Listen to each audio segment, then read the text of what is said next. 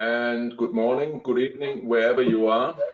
Welcome to this TCCA webinar, which is the latest in a series TCCA has put on over the last year. It will be recorded for you to view at a later date and placed on our website under events, where you will also find the recordings of the previous webinars. We will have an exciting hour in front of us. We are speaking from 6 different countries and have 250 registrations from all countries of the world. At the end, there will be time for questions, so please submit your questions you may have during the course of the webinar using the questions pane on the right of your screen. If you are on a mobile phone, this appears at the bottom of the screen. If there's time immediately after the presentation, your presenters will answer as many as possible. And if there are any that don't get addressed during the webinar, they will be responded to afterwards.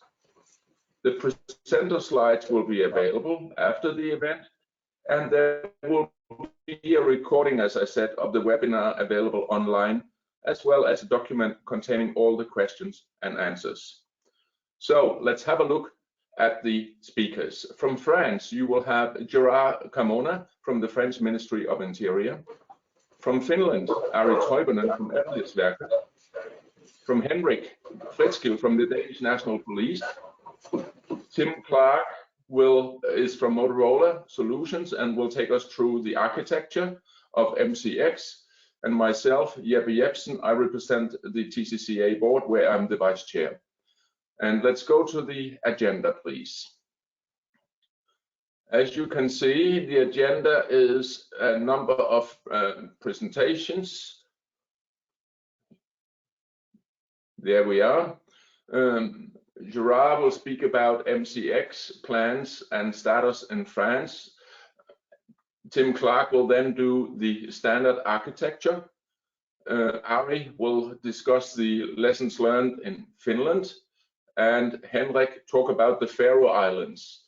Faroe Islands is a group of islands under the Danish Queen up in the middle of the Atlantic Sea. Those 4 people will each have 12 minutes to speak, and I'll try to do my best to keep the timing of that. Then at the end, I will have a single slide on land mobile radio MCX connectivity, and we will have conclusions and questions and answers, which will be where questions and answers will be handled by our CEO, Tony Gray. With that, I will hand over to Gerard about the MCX status in France. Gerard, the slide is yours. Thank you, Jeppe. First slide, please. Thank you. So, as the webinar is about making sense of MCX deployment. I'll give you some feedbacks about experimentations that have been done in France for a little bit more than 1 year now, using the PC Storm tools. And first, I will start with a quick update on the Future Radio Network program, RRF, Future Radio Network. And then I'll give you different feedbacks about different topics. First one, very comprehensive feedback. And then I'll focus on technical usage and in the end regulation, what we have learned, which are the problem we still have to face to, and I hope it will be useful for all of you for your own project and what you are planning to do with broadband and all the MCX world, which is appearing now in the PPDR telecommunication world. Next slide, please. So first, for the quick update, what is the Future Radio Network program? It's a broadband program with aiming at replacing the legacy network with tetrapole technology in France, and some other kind of networks too. And the purpose is to have in the future only one network, or at least one technology for all PPD actors, police, gendarmerie, firefighters, ambulances, and being able to interoperate and have more features like video, multimedia, and not only voice or short data services. Next slide, please. So for the timeline, it has not changed much. We are now during the procurement phase. We are waiting for the bids at the beginning of June, on the 2nd of June. And then we will assess it, and we are still hoping to notify this procurement before the end of this year of the first mission critical service operational at the beginning of 2023, and the first operational milestone being the Rugby World Cup, and the big milestone for us in France is still the Olympic Games in 2024 in Paris. And we really need broadband for this event, because legacy network, I think they won't be able to manage this event with all the forces that will be present in Paris for such an event. Next slide, please. For the number of users, quickly before going to the core of the subject of the day, as you can see, it will increase very quickly during the first 2 years. Almost 100,000 the first year. It will double the year after, and then the pace will get a bit slower. But there is a very big challenge, technical, but mainly on the user side, to be able to equip all those people and to manage the change for so many people, mainly, like you can see, the blue, the police, but also for the firefighters and rescue in general. Next slide, please. So now to the core of the day, the feedback. First, comprehensive feedback. One thing that we have noted very quickly is that the terminal is very easily adopted by all the users. No wonder about this, because people today are used to using smartphone on daily life. So when you give them a smartphone for professional communication, they can manage it very easily. The interface is pleasant and it works. So it's very easily adopted. What you also remarked that there is a very big benefit from standardization.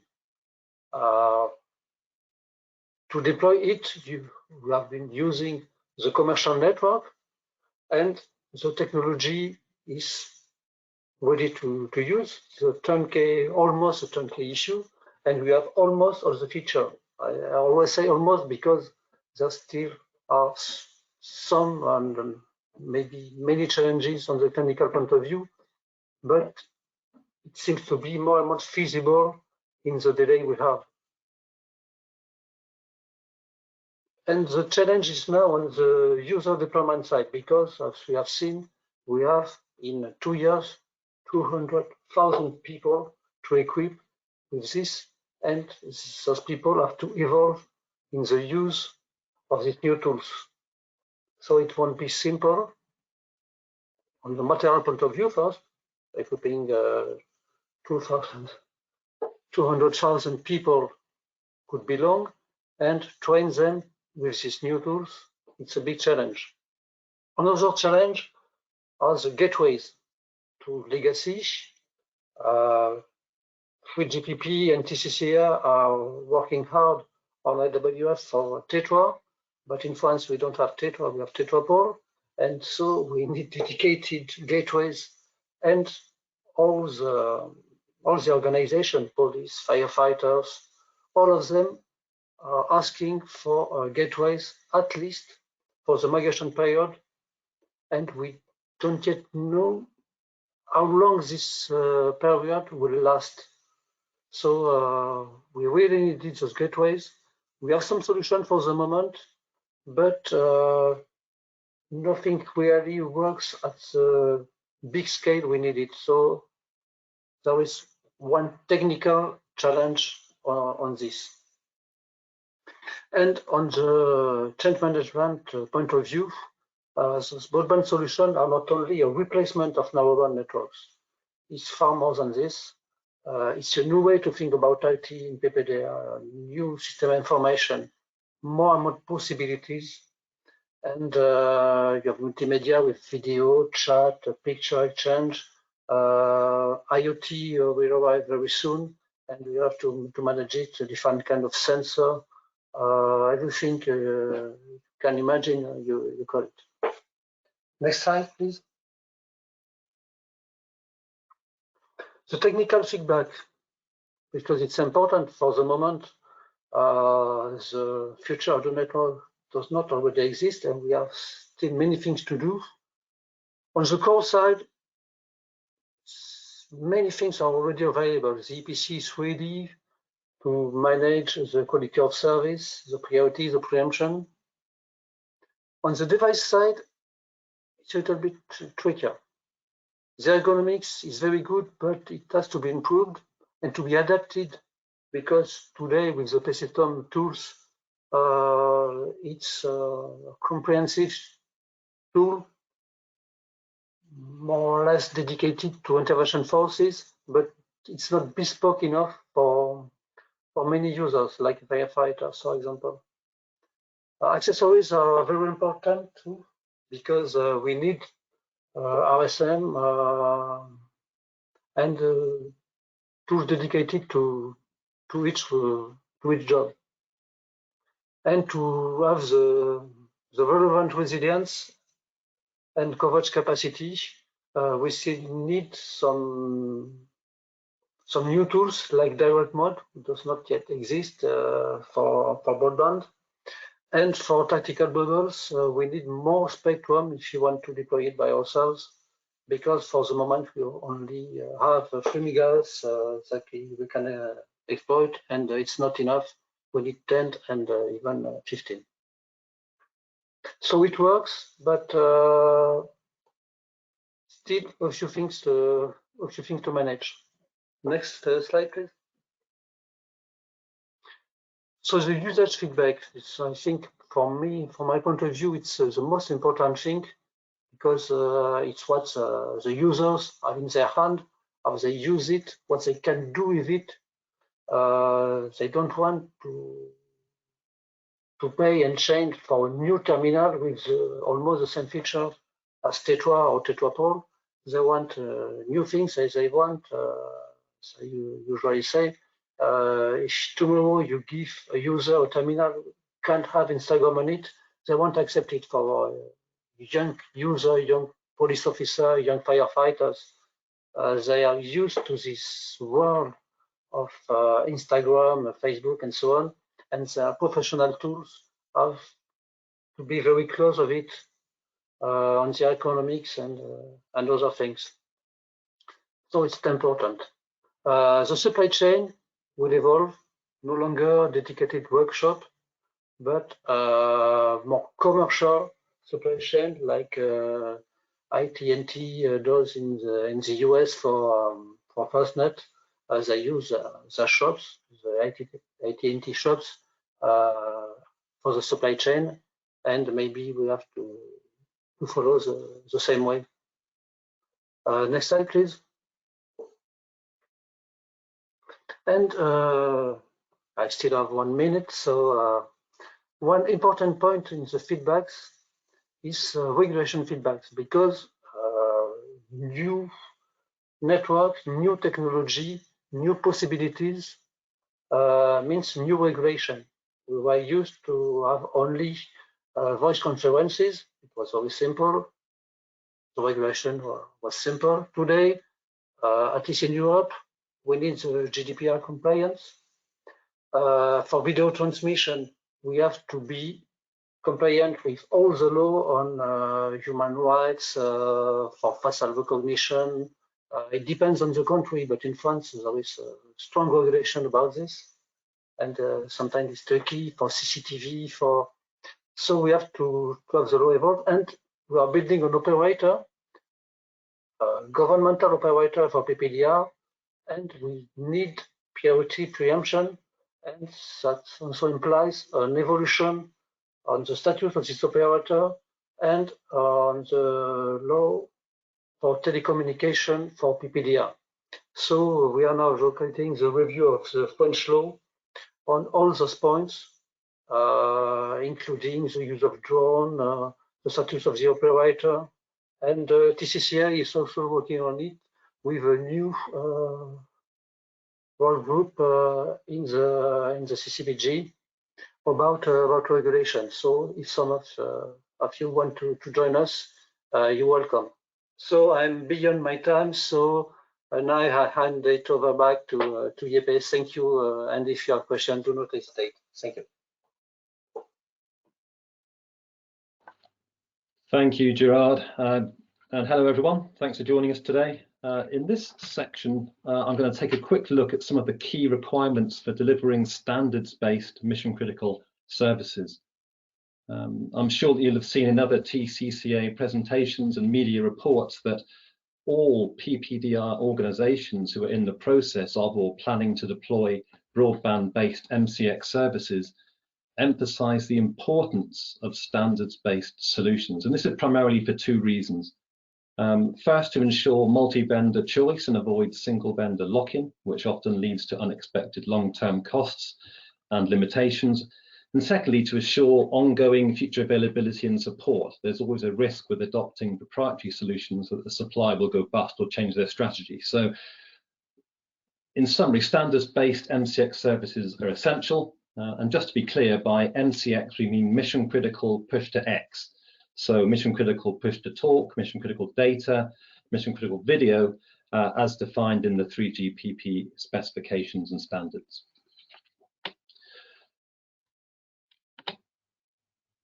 Okay.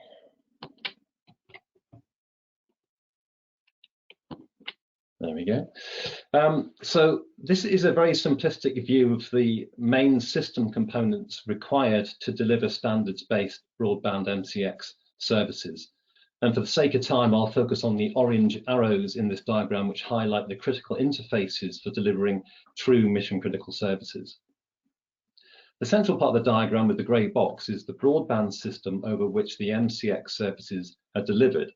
So the MCX application server will reside within a secure environment, be that a traditional private on-premise dedicated hardware platform, or, as is becoming more widely adopted, within a secure cloud. And the MCX server will integrate with the control room, of course. MCX solutions typically include a dispatcher providing fundamental functionality, and this may be sufficient for smaller deployments, but it is likely that the MCX server will need to be integrated with existing control room solutions. Now, within the 3GPP specifications, the control room is treated as a client and the interface is fully defined. In practice, integration will require close cooperation and testing with the control room provider. And then to enable mission-critical services with the necessary quality of service, priority and preemption, the MCX server will need to be tightly integrated with the enhanced packet core, the EPC. And in summary, this means connectivity to the policy and charging rules function, the PCRF, within the EPC via the standard RX interface as defined in the 3GPP standards. And only then can mission-critical QoS, priority and preemption be assured. Now, I'll talk more about the lower components within the grey box, the broadband radio access network, the RAN, and the devices in my coming slides. But I would like to quickly highlight the importance of the interface, in reality, multiple interfaces between the MCX client and the device. The client must be fully integrated with the device and the device operating system to deliver true mission-critical services and must be fully tested and certified together. That's very important. Now, to the right of the components in the grey box, the diagram highlights two other interfaces, which will become increasingly important as more MCX systems are deployed. The ability for one MCX system to interoperate with other MCX servers and clients will become essential. Now, to support, for two reasons really, to support first responders roaming across neighbouring networks and for collaboration across multiple agencies using different solutions. Today, MCX interoperability and certification is work in progress, but there are several initiatives underway. For example, TCCA and the Global Certification Forum, GCF, have formed a new group within GCF, the Mission Critical Services Workstream, to prioritise the definition of industry-wide MCX processes and certifications. So keep an eye on what's happening there. Now, to the left of the grey box is another critical interface. During every deployment of broadband mission critical services, there will be a period where the broadband services will need to work in parallel with the existing land mobile radio system, the TETRA system, for example. Now, depending upon the plans of individual public safety organizations, this period of parallel working may be short term, a couple of years, or longer term, tens of years. Either way, connectivity between MCX and LMR, or interworking, to use the 3GPP standard term, will be essential to the successful deployment and adoption of MCX services. And Jakob will cover this important topic later in this webinar. Now, I'll quickly like to talk through the different methods, the different models for implementing MCX services. And they can be deployed in a number of ways, from a relatively quick and easy over-the-top model to a true mission-critical service that public safety users can totally rely on, as they rely on TETRA today. So this table highlights some of the differences between the different models. So the first column here considers an on-premise private MCX server delivering over-the-top MCX services across commercial mobile network operator networks.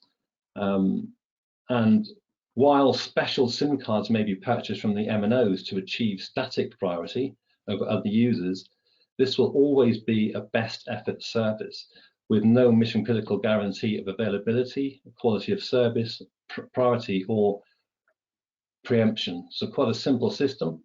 It may be sufficient for some users, but typically not for public safety.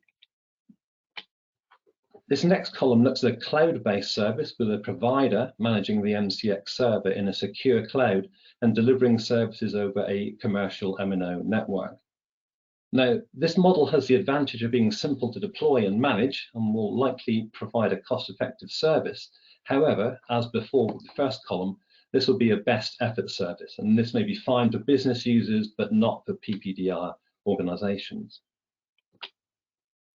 In this next case, the MCX server is integrated into the broadband core network via the 3GPP standard RX interface to achieve dynamic quality of service, priority and preemption, and a guaranteed service level. However, if these services are delivered over a commercial radio access network, a commercial RAN, a true mission critical service cannot be guaranteed. And that's really where this next model comes in. This is running over an integrated MCX service over an enhanced RAN. So the MCX server is integrated into the core, but the RAN has been enhanced, and by that I mean it's been hardened to ensure resilience and availability with battery backup and graceful degradation of service, but also the coverage will have been expanded with extra sites. And in many cases, there will be deployable sites available as well to provide coverage in extreme situations. And then this final model goes a step further with looking at cloud. Of course, cloud is very much the future. In a few years, MNO operations will also be cloud-based, and we should expect MCX servers to mission critical to be cloud-based as well.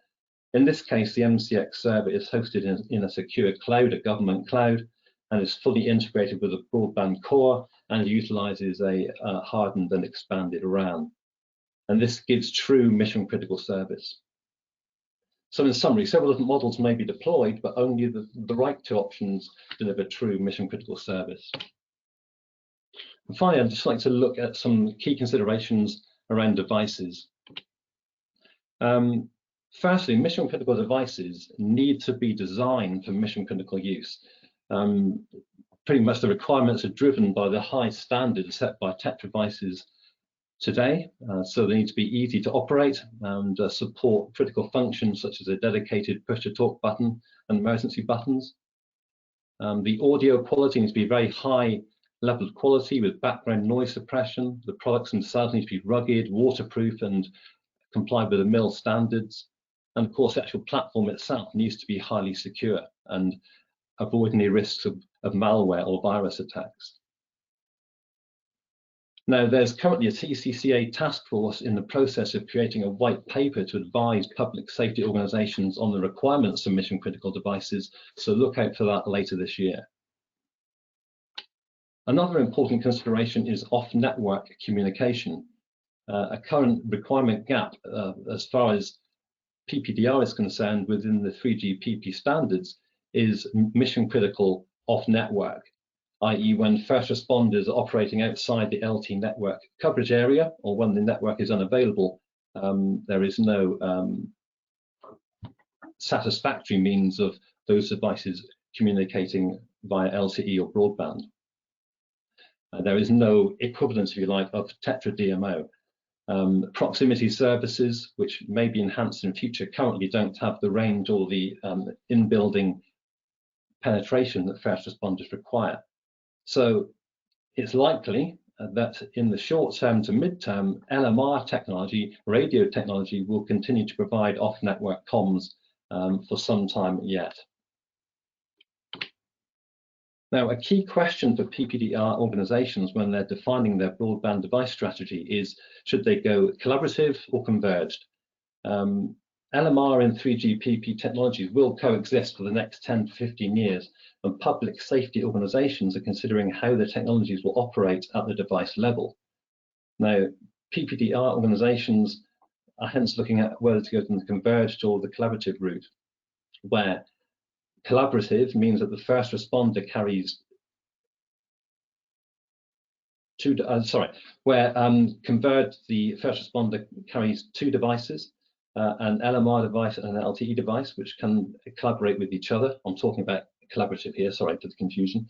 Or there's the converged approach where a single device does both LMR and LTE. Now, there are pros and cons of both strategies. It may be considered simpler and more convenient for a first responder to carry one converged device, but two devices provide a level of redundancy. And also we need to consider the different life cycles of the two technologies. LMR devices, for example, typically used for 7 years, whereas an LTE device typically becomes obsolete and unsupported after 3 years. So that may actually result in a higher cost of ownership. Now, PPDR users must also consider the topic of how to manage their devices and applications. And here, device management becomes very complex. Multiple types of device, multiple applications, etc., means that this really is a very, very complex problem for public safety organizations to overcome.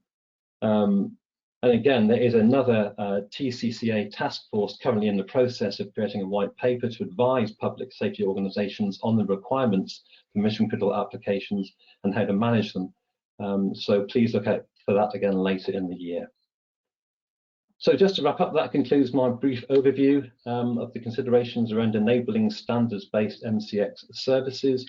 I'd now like to hand over to Ari, who will discuss lessons learned in Finland. Thank you. Thank you, Tim. We have been running our project to build a mission-critical broadband service now for a few years, and are very excited to be able to aim towards going live with our first service later this year. And we thought it would be a good moment to share some lessons learned so far in our project. So next slide, please. So firstly, it's a marathon, not a sprint. It's going to take a long time. If you're building a mission-critical service, truly a mission-critical service, you're basically building a completely new network, and it's a big undertaking. There's new service you need to build and maintain from there on. You will need new business processes. There are new security concerns, and to manage all of that, you need new skills. You can either recruit new people or train your existing people, but the existing knowledge is not going to be enough. It's great to know how the current broadband narrowband networks work, but you will need new skills to run a new network and services on top of that. And once you built your service, tested, you are ready to go live, then the actual migration, the users moving from narrowband to broadband, can take years. It's going to take some time, probably in most cases many years. And so to minimize the time and the hassle involved, planning and preparation will be a very essential part of the project. Next slide, please. So there'll be a lot of change ahead.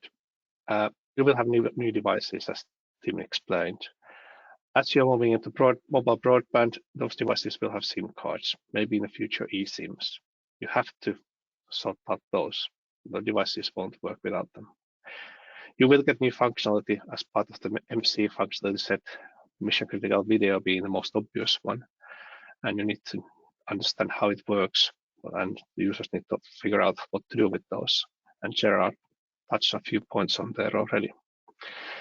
This new mobile broadband enables far more new application possibilities than the narrowband services ever can do. And so the world is open for lots of new applications. How are you going to manage that? Do you have an application shop or whatever? TCCA is working on this area as well. On the security side, you need a new security framework to manage the new normal, where you probably will be sharing public radio network. Not necessarily, but most cases you probably will. How are you going to secure your mission critical service to a satisfactory extent? The coverage area of the new service will be different. Even if you are aiming for the same coverage as the current narrowband service, as we are doing in Finland, there will be some holes, as there are in all radio networks. Those holes will probably be in slightly different places. You need to have a strategy of how you're going to sort that thing out, both on the coverage outside, but also inside in tunnels, etc. Tim touched on new interfaces. You need interfaces for control rooms, all the applications attached to your current users use with your current narrowband system. They will be migrating to a broadband era, new interfaces to work with. And down the line, the users, as they have all of these new capabilities at their disposal, there might be new ways of working. I wouldn't focus on that to start with. I would focus on getting the basics there so that then users can move on to broadband, and then alongside then start thinking about how to work in better ways. And remember, you are bringing in all this new stuff, trying to manage all of this thing, building on a mobile platform which is constantly evolving from 4G to 5G to 6G, etc. A new 3GPP release every 1.5 to 2 years. So it's going to be a constant change from now on. Many of your users and operators have been used to a fairly stable situation in the last 10, 20 years of narrowband services. So this is going to be quite exciting and quite new for everybody. Next slide, please. The standard mission critical service set, it's still work in progress as covered by two previous presenters. It's quite far advanced, but there's still a few things missing you might want to keep in mind. There is no official interoperability testing in place yet. There's work being done to make this happen. At the moment, this is the situation, so you may need to do a bit more testing yourself. A standards-based interworking solution is missing for Tetra, and Tetrapol as covered earlier. There's work going on those things, and Jeppe is going to talk about that later on. Device availability, I think this might be touched on every part of this webinar. It's still a bit limited, and the needs vary, so the devices should as well. So the question really is, what are the requirements? Are there some common ones which apply to everybody, and what are the differences after that? And device-to-device communications to the future, as Tim covered, there isn't really a 3GPP solution out there at the moment. Next slide, please. So how or when to migrate? This is possibly a big question for you. How should you plan? If you think about, if you talk to your users and you go around and talk about these things come in slowly, it will take some time. At some point, one of them will say, we need it to be ready before we migrate. So we need everything from day one. Then as an operator, you really want everything to be interoperably tested and certified. And that takes even longer. So on a practical approach, unless you are willing to wait for 10 years or 5 years or how long it will take, is to think about what you are trying to achieve, focus on that, think about how you are going to migrate the users in a smooth way that eases the hassle, it gets better buy-in from the end users. Consider introducing functionality gradually rather than going for a big bang, bringing everything in one go, and then, well, big bangs rarely work. As you are doing this planning, get the buy-in from the users, talk to them users, talk to decision makers as well, get them on your side, make sure everybody is aligned, understand what challenges, but also the opportunities, and have a realistic long-term plan, including the standards compliance, how it's going to be fully standard compliant, even if it's not fully to start with. And one more slide, please. Finally, don't do it by yourself. Ask questions and contribute. Talk to everybody, basically, but most importantly, talk to the users. Understand what they need. It's great to know also what they want, what their wishes are, but mostly and most importantly, what do they need to migrate to broadband? What are the basic requirements? At the same time, you need to understand what suppliers have to offer, what's available there now, what's going to come later on, and when. It's worth talking to your regulator to find out if there are any restrictions. Do you need new legislation or something else to make the future happen as you think is the best way forward? And maybe it can't be done, in which case you have to start replanning yourself. Talk to other projects in other countries.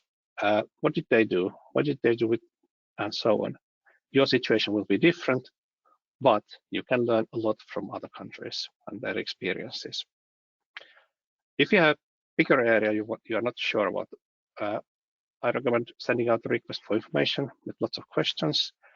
We've done 3 of them fairly publicly, shared the results with everybody, and we think it's a good way of learning from the industry, but also then sharing the results with everybody so we can all learn. Even if you have the same questions as someone else asked 2 years ago, the answers will be different as time is moving on. Everything will be slightly different. And related to that, take part in TCCA, 3GPP, and other international groups to contribute and learn from others. This is the only way you can drive the direction of technology development in your way. If you're just sitting back and waiting for things to happen, things will happen as others want them to happen. Take your possibility and go and contribute and make things happen the way they would work best for you. Now it's time for me to hand over to Henrik. Over to you. Sorry. Yeah. Well, I'm going to tell you about what we've done on the Faroe Islands. We might have the smallest system in the world running up there. The first slide, please. Yeah, this is the Faroe Islands, and I put in a map where you can see the approximate location in the red circle. We are talking approximately 1,400 square kilometers, 120 kilometers from north to south, 18 islands, 1,000 kilometers of asphalt roads. And I can tell you, I've actually been on almost all 1,000 kilometers during all the times I've been up there. They got 20 tunnels at the moment, 3 undersea, and they have 17 now new tunnels in the planning. 50,000 inhabitants and 110 police officers. That should set the scope for this. Next slide, please. Yeah, on the Faroe Islands, they had a very old analog FM network for the police. Fire brigade had their radio systems, ambulance had theirs, and nobody had very good coverage.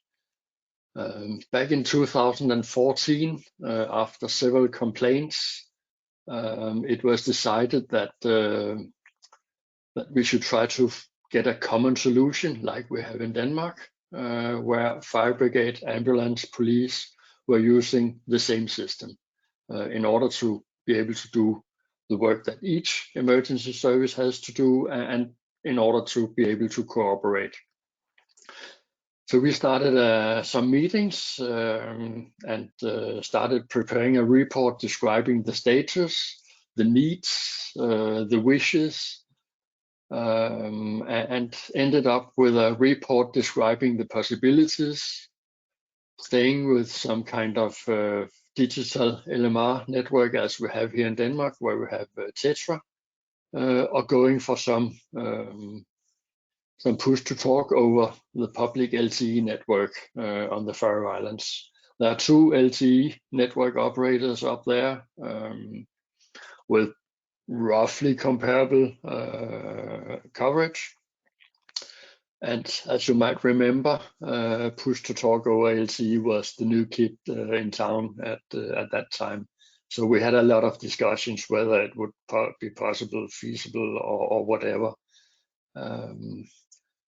And as Ari mentioned, we put out some requests for information during 2017. We actually did some field trials. We did a pre-qualification and issued a tender, and it happened to be for a police-only system because the other agencies, they were interested, but they weren't willing to put any money into it. 2019, a contract was awarded to Faroe Tele, which is one of the telecommunication operators on the Faroe Islands, and the system should be based on their public LTE system. During 2019, their main system supplier was put on the US entity list, well, that gave a lot of confusion, and a new system supplier had to be selected. Well, then the plan was that installation should be done during 2020, and well, another issue came up and made it quite difficult to go through with that. So we got some delay again, but we started initial operations in October with the handheld terminals only, since we were not allowed to go into the police station and do the installation of radio dispatch. So in the control room, they also used handheld terminals, but placed in a cradle, normally used for car installations. And then in December, we went into a full operation with radio dispatch and all bells and whistles. And now in 2021, the National Ambulance Service has acquired a system, same kind of system that we're using in the police. And the largest of the fire brigades, which is the fire brigade in Tórshavn, the main city, the capital city of the Faroe Islands, they are also joining in. What we're working on now is to introduce common talk groups shared between the agencies, so that the incident commanders, for instance, are able to coordinate during an incident, and also to be used for police escort for ambulances and such stuff. It's been quite a travel from very old system to the newest of the newest. Quite interesting to go through, I would have to say. Next slide, please. Yeah. Which considerations did we have during all these years? First of all, we were doing some network planning, looking into how a Tetra system would look, and we realized that in order to give not the best coverage but sufficient coverage, we would end up with a ratio of 2:1 between police officers and the TETRA base station. So for each TETRA base station, there would be 2 police officers. I mean, that tells a little about the economy in such a system. Then we were wondering, do we need direct mode, and what would be the implication of LTE and direct mode? But it showed up that the LTE coverage on the Faroe Islands really exceeded our expectations, and in some cases it's better than what we have here in Denmark. And talking about LTE systems, we realized that network priority, no matter that they have good capacity in the network on the Faroe Islands, we of course needed some kind of priority in the network, and we were investigating the various methods. And then comes the issue of TETRA terminals going back to 2014-15, looking at what was available at that time. Really made us a bit nervous about this, and to be honest, it hasn't changed. We really would like to have terminals with side connectors, so that's possible to use a remote speaker microphone which has a cable connected to the terminal. If you look at Denmark, we have 2,000 talk groups in our TETRA terminals, and that's because I should be able to go to each police district and participate and assist. And to be honest, I haven't seen any system, any application for LTE push-to-talk being able to handle 2,000 talk groups yet. And it was also firm decision that we wanted a dedicated push-to-talk button and a dedicated emergency button. No kind of soft buttons on the display. And we were also looking into vehicular terminals and installations and realized that it simply didn't exist at that time, and even today it's very rare. And one of the interesting issues is where are the antennas on the vehicular terminals. We looked at initial costs versus running costs and cost-related consequences of system upgrades. The issue of terminals with short lifetime has been mentioned, and that's an issue. We also looked at future network expansion.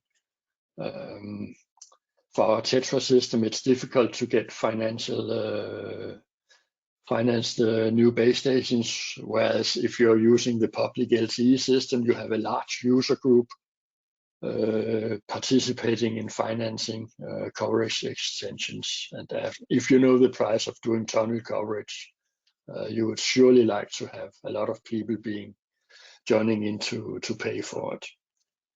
And to be honest, when deciding to go for LTE, we hope to be comfortably behind some of the larger projects in Europe, so we could benefit from their strengths to drive the market forward.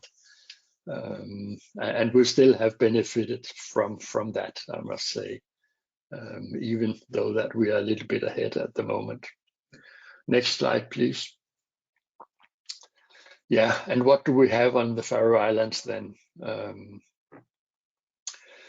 We have a system with geo-redundant push-to-talk servers and geo-redundant core networks. There's a reasonable amount of redundancy in the regional backbone network.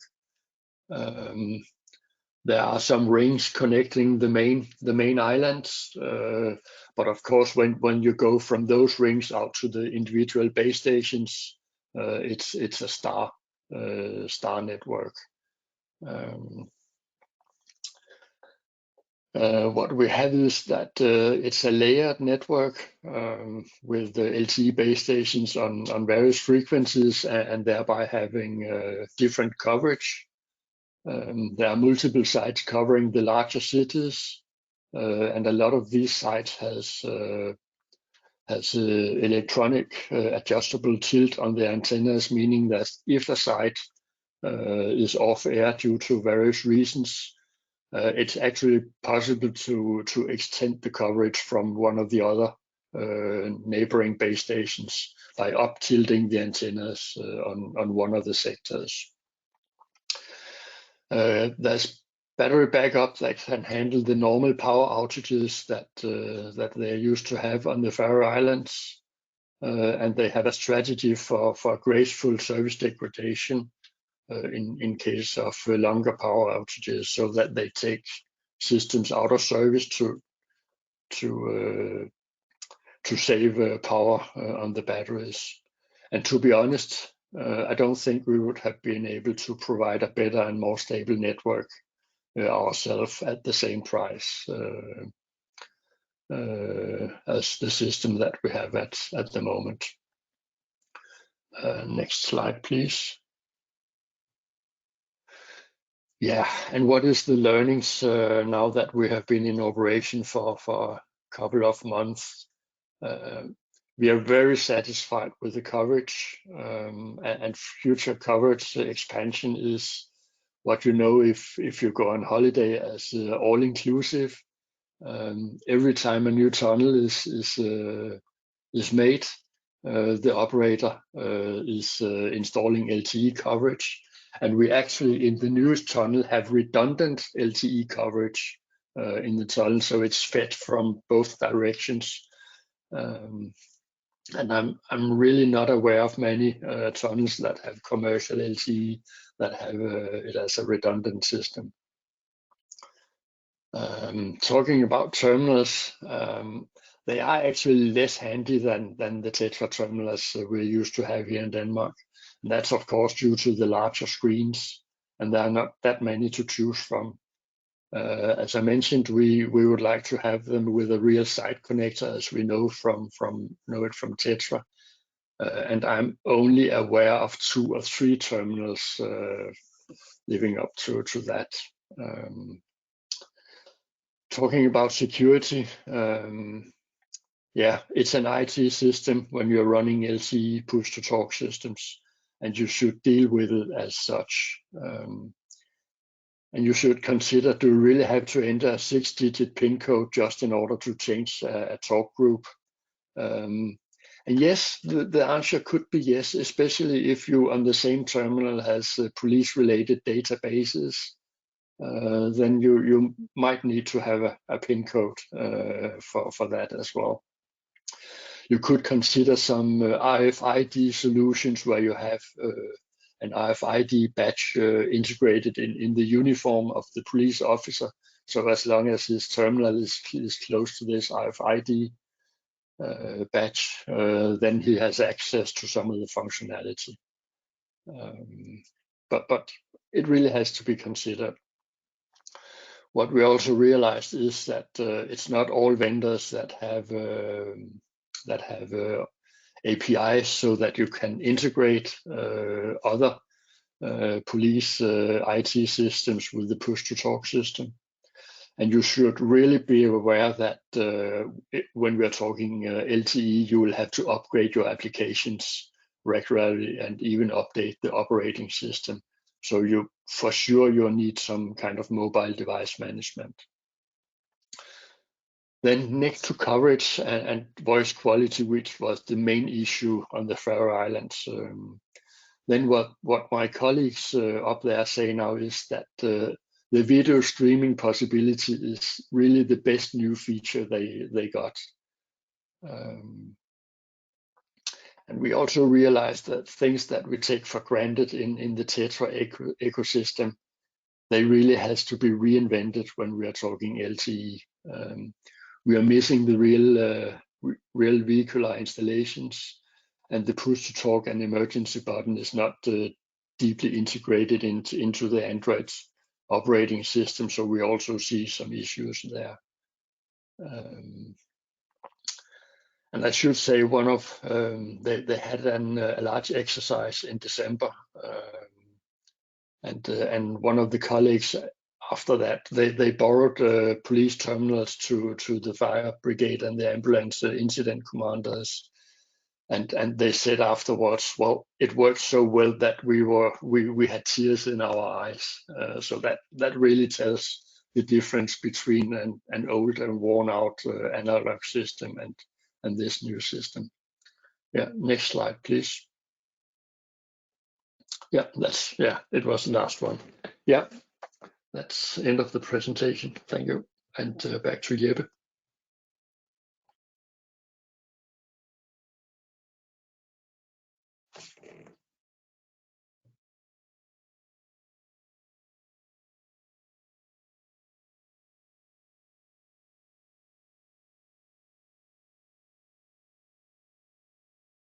Unmuted. Thank you. Next slide, Tim. Yeah, as Tim was mentioning earlier, and Ari as well, the connection between MCX servers and land mobile radio Tetra is essential. The connection is needed for the migration phase, but it is also needed most likely if one country is going to broadband and the neighboring country is not at the same time, and they keep their Tetra system. Therefore, the interworking function is quite essential. Standard work has happened well in 3GPP, and there are still some work to be done in ETSI, where the Tetra side of the interworking function is being standardized. And that will still take some time. So in the meantime, we need to find an alternative solution, like in France with a gateway between Tetrapol and MCX, like in England on the ESN network, where there is a connection as well through a gateway. And that is essential. So what is needed here is that the vendors of the land mobile Tetra system will need to collaborate with the chosen vendor of an MCX server, so that it is possible to connect also in the migration phase. It's not that different from having a control room interface into a Tetra system or into an MCX server. It is an MCX client on one side that talks to the MCX server, and it is a control room interface into the Tetra network. So that is essential, that the gateway is a temporary solution until we have the standard IWF available. So that is LMR MCX connectivity. And if we go to the next slide, please, which is conclusions. We heard from Tim that mission critical features does not mean mission critical service. In order to get a mission critical service, the service needs to be always available everywhere, and the users need to trust that service. So we need to build up that trust in that new service in order to get a mission critical service. We also learned that LMR and MCX will coexist for the next 10-15 years. Therefore, interworking function and interim gateways is needed. It is not a direct replacement of Tetra functionality. Video streaming is coming along, a lot of other applications, and that means that the user's operating procedures will have to be looked at, updated, changed, and that is not a short, quick process to do that. That is something that needs to be taken very, very serious. It was something Gerard talked about. There's no longer technical issues. The transition of users is the next big one. So, and what we heard also from Ari is in the early day, we are in the early days of MCX testing, and certification will be essential. to match what we intend to do with IOP. And finally, the last bullet I have here is it's a marathon, not a sprint. And with that, we go to questions to see if we have some questions and if people are able to stay on for a couple of more minutes for that. So over to you, Tony.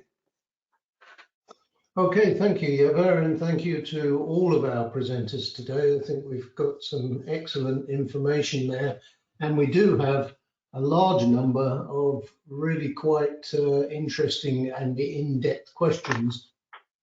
Given that we've pretty much used up our time today and we are starting to lose a few of the delegates because obviously they have other commitments, I think it's better if we take those questions all to you offline and allow you to answer them in writing, and then we'll circulate all the Q&A to all the delegates after the event. So from me and us, I think that's the end of today, and we thank all of you for your attendance, and again our presenters very much for their useful and helpful presentations. Have a wonderful rest of day or night or wherever you are. Enjoy your time. Thank you very much and goodbye. Goodbye. Bye, everyone. Thank you, Tony. Thank you.